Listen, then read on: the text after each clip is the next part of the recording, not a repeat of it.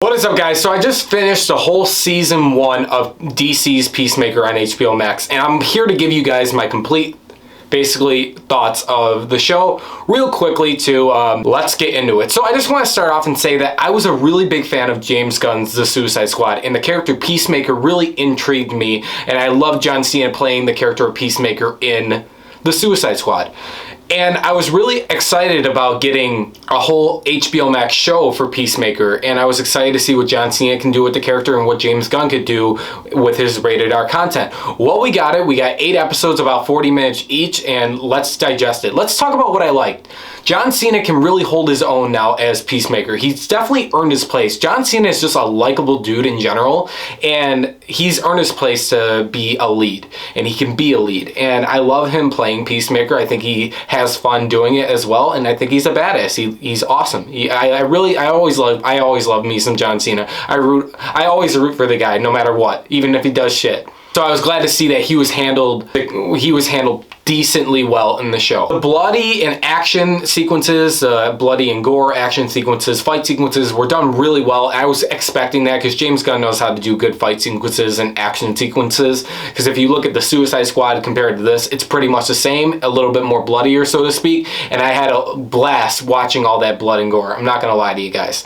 Another thing I also enjoyed was DC's Deadpool, aka Adrian Chase Vigilante. I like the actor that plays Vigilante as well, but I like his corpse. I like his, I like how he does feel like Deadpool at times, which could be a good or a bad thing, even though Vigilante in the comics is not really this comical or comic relief, so to speak. I enjoyed the score of being that old school rock score throughout the whole show. I really liked that a lot. That was also a cool aspect. Gives a little bit more of the vibe that we're going to get from the show. Because the show does feel at times like 80s, 90s vibes, and I like that a lot. And overall, let's talk about Eagly and the gadgets that Peacemaker's got throughout the show with his helmets, his shield, and Eagly. I thought they were really cool as well. I really enjoyed their additions, the Eagly and the gadgets. I thought that was pretty cool as well, and I really enjoyed that. And let's talk about the finale. I'll say the least, I really did enjoy the finale. I'm not gonna lie, it was, for me, action was top notch, as it should be. I liked all the fight sequences, the blood and gore throughout it, and there was a little bit out of the whole show.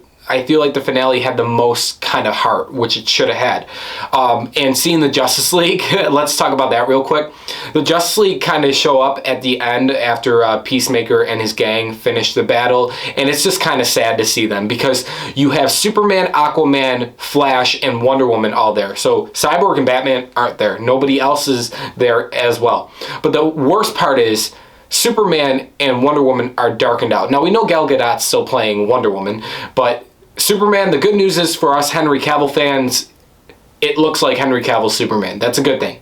But he's not there and not present, so he didn't cameo. The actual only 2 actors that were there were Jason Momoa and Ezra Miller, and they cameoed, and basically Jason Momoa said, I can't fucking stand that joke about him fucking fish, and then I think Ezra said something around the lines of saying, but it is true, it's not a rumor, and then he's like, fuck you Barry. That was kind of funny, I'm not gonna lie. And then Aquaman's got his gold and green armor on, which was cool. So it was cool seeing them. It's just kind of sad that we don't know who's still playing Superman at the moment and that they couldn't be present there. But it did feel a little bit connected, which I like. But overall, besides that, guys, this show was really fucking mid for me. I'm gonna be honest with you guys. I'm gonna be in the minority when I say this, but for me, the biggest problem of this show was the writing. Let's talk about the plot first. I had a big problem with the plot of the butterflies, aliens coming to Earth, and a big giant cow that feeds them, and the goal is to destroy the cow for the aliens, the butterflies, to die off. As much as those action sequences and fight sequences and gunplay sequences were fun to watch when Peacemaker was killing all of them, I thought to myself, this plot is really stupid. It looked like you took the starfish plot from the Suicide Squad and you just changed it to be butterflies in this one, in a way.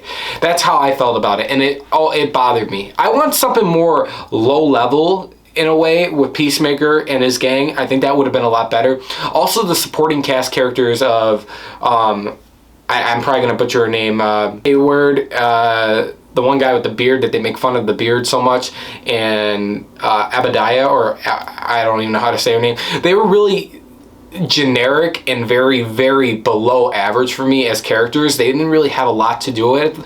But where my biggest gripe about the show, it comes into the writing and the humor, so to speak. Now, I love me some James Gunn. I loved Guardians of the Galaxy 1 and Guardians of the Galaxy 2, and I love the Suicide Squad, because the Suicide Squad is what you would match this up definitely with. But overall, rated R content in the Suicide Squad was handled really good. But in here, it's just the humor is so over the top, and it really gets old after a while. Now, I remember watching episode 1, I'm like, oh, this is pretty funny, this is awesome. But when you get into episode 3 and 4, this is where it really starts to be a bad crutch with the humor. The humor is full on rated R humor, dark humor, really stupid humor. And for me, it just got to the point where it was too much. And I hate to say that like was my biggest problem with it, and it really was the writing, the plot. I like the subplot with Red Dragon being Peacemaker's father. I think they should have made that being the primary plot of the whole season going forward, and forget about the butterfly plot. That would have been better for me. I actually like seeing Robert Patrick playing a superhero. I always liked him as an actor, so it was cool seeing that. But overall, I think the butterfly plot should have been dropped right from the get-go. Another thing, though, like I was saying with the humor, is the writing is just so poorly done in this show.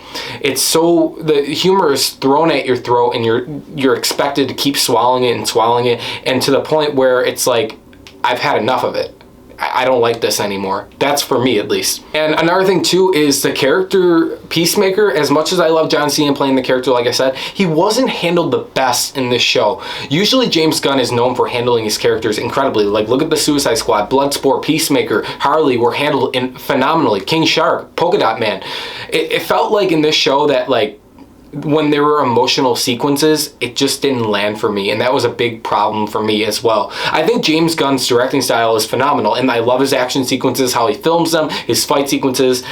But I think the character for Peacemaker, I think, is the first time I've seen James Gunn not really handle him the best that he could have. We know that season 2 has been greenlit as well, and maybe we can get some more of a better character development for Peacemaker and his gang. That's what I would like to see. One of the other things that bother me, though, too, is that this show got greenlit right after episode 6, I think it was, for a season 2. I really needed to change up. That's my problem. Or else I'm gonna maybe make it through a season 2 and that's it. And like, that's my problem with this whole show, was the writing and plot.